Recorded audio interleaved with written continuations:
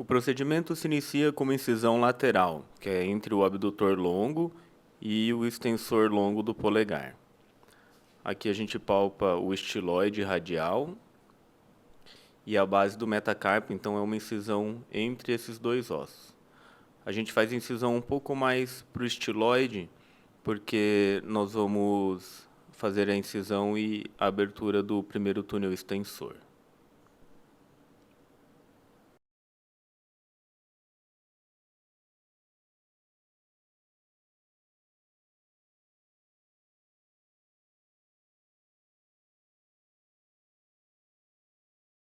Feita a dissecção do subcutâneo, cuidando com proteção dos ramos sensitivos radiais, uma das maiores complicações do procedimento, tanto da artroplastia quanto da trapezectomia, é a tendinite do primeiro túnel extensor. Então, é bastante difundido na literatura, né, nos artigos, de já realizar esse procedimento no início da cirurgia para evitar complicações futuras. Aqui a gente está abrindo o, o primeiro túnel extensor e liberando completamente tanto o abdutor longo quanto o extensor curto do polegar.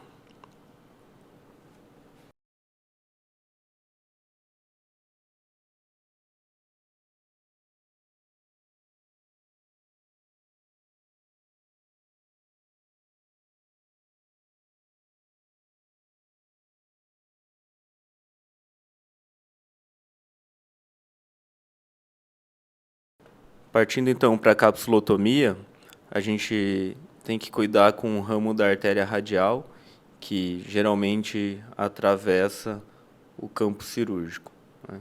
Nesse caso, a artéria está um pouco mais proximal, então acabou não atrapalhando tanto o procedimento. Mas logo a gente pode notar na ponta da pinça até o ramo da artéria radial.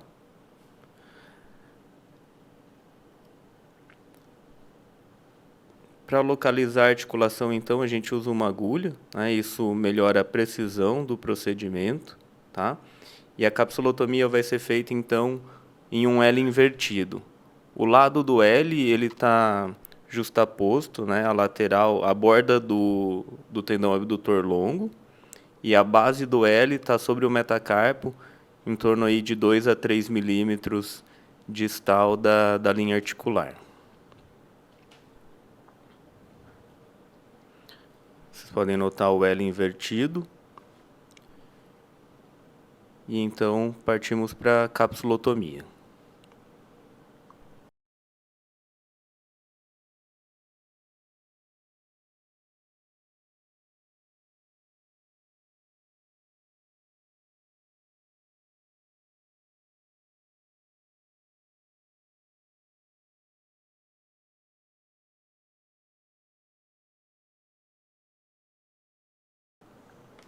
Feita a capsulotomia, então, o ideal é destacar um pouquinho dessa porção distal da base do metacarpo para poder introduzir esse guia, que é o primeiro guia, o guia de corte do metacarpo, né?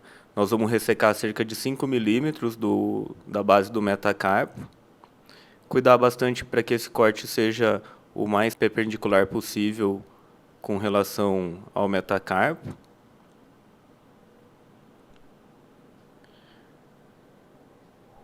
É importante iniciar primeiro pelo metacarpo, porque essa ressecção da base dele vai proporcionar um espaço maior, né, entre o trapézio e o metacarpo, que na verdade é um espaço bem apertado, pequeno, e com a ressecção desse disco, então, a gente tem um maior espaço para poder trabalhar o trapézio.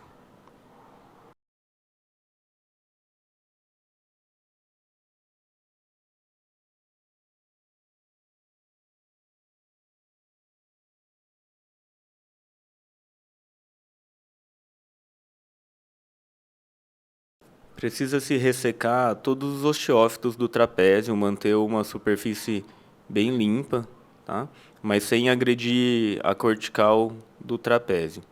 Isso porque a gente precisa dessa cortical para o press fit, cuidar bastante do corno medial, né? Aqui a gente ressecando com a serra, que é um corno mais volumoso. Então, manter essa superfície do trapézio o mais plano possível, sem agredir a cortical.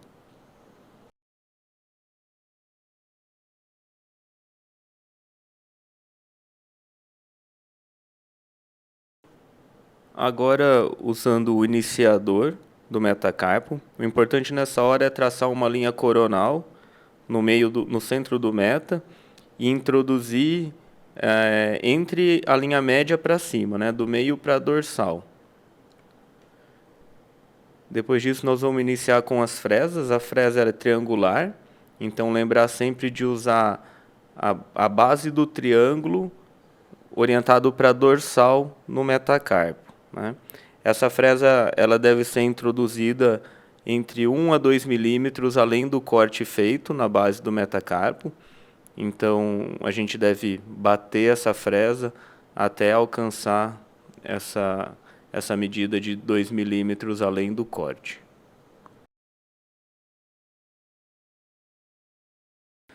Nós iniciamos com a fresa 7 e vai havendo uma progressão entre essas fresas.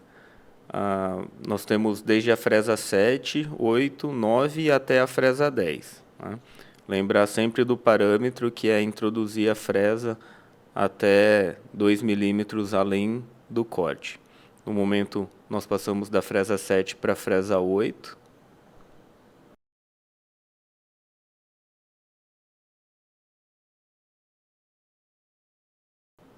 E esse é o tamanho ideal para paciente.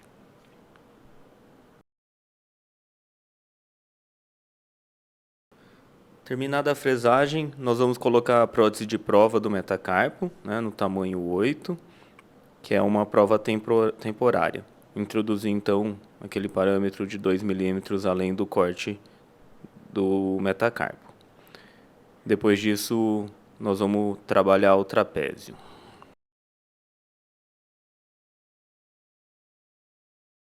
A fresagem do trapézio, que é um dos pontos críticos da cirurgia. Existe esse guia para encontrar o centro do trapézio, né, para dar uma ideia de onde está esse centro.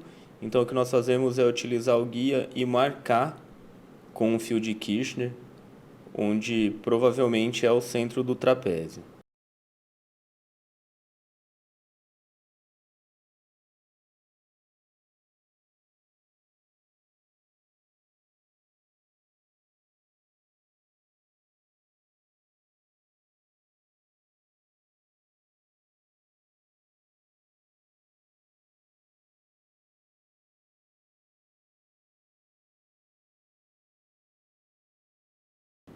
Feita essa marcação, nós vamos palpar, né, o trapézio com um mosquito para avaliar se realmente esse orifício está centrado no trapézio ou se você tem que fazer algum ajuste mais fino.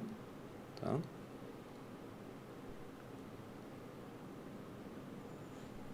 Feito isso, nós vamos introduzir um fio de Kirchner provisório para checar sobre a radioscopia o posicionamento, se está bem centralizado.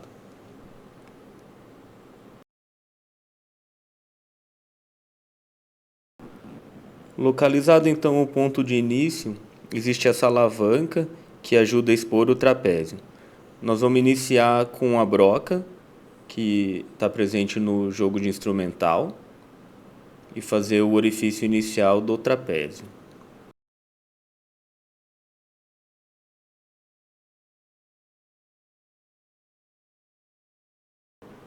Depois da broca, nós passamos para as fresas. A fresa inicial é uma fresa de tamanho número 8, tá?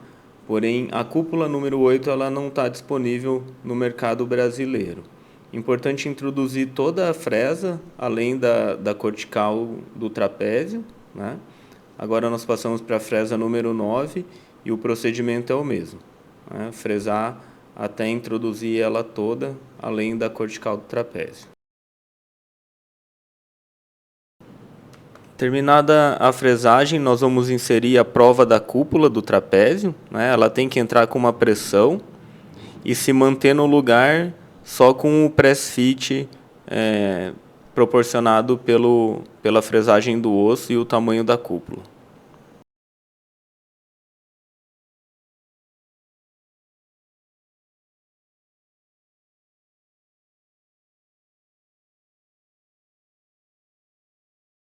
Terminado então o procedimento de fresagem do trapézio, nós vamos voltar ao metacarpo e trocar a guia de teste do metacarpo para a prótese definitiva. Cada componente vem embalado individualmente, então o ideal é tentar utilizar uma técnica de não tocar no componente definitivo, né? Então aqui lembrando que a prótese ela é uma prótese triangular, em que o dorso, a base do triângulo deve ficar voltada para o dorso do primeiro metacarpo. A introdução da prótese, e ela é introduzida até aquele parâmetro de 1 a 2 milímetros além do corte do metacarpo.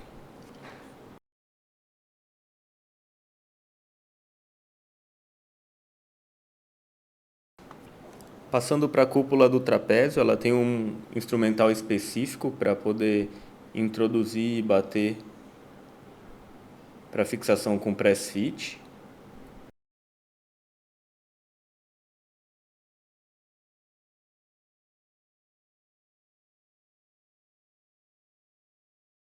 E depois de introduzida a prótese, existe um outro batedor que é para se ajustar a posição da cúpula no trapézio. A posição ideal da cúpula é mantendo paralela à superfície do trapézio. Feita a introdução dos componentes definitivos do metacarpo e da cúpula do trapézio, nós passamos ao teste do tamanho do colo. São 3 colos. O inicial é um médio, o segundo é um grande e o terceiro é um extra grande. O que está sendo demonstrado aqui é o colo médio.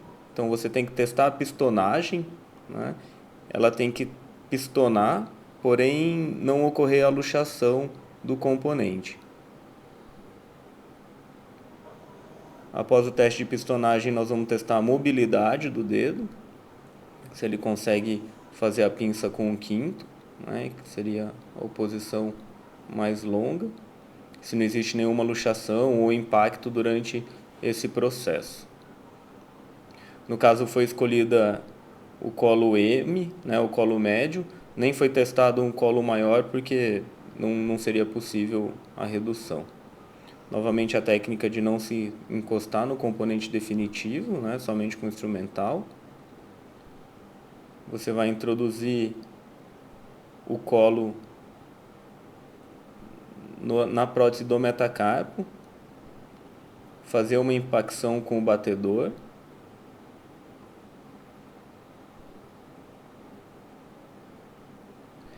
Esse colo ele é uma cabeça semiconstrita.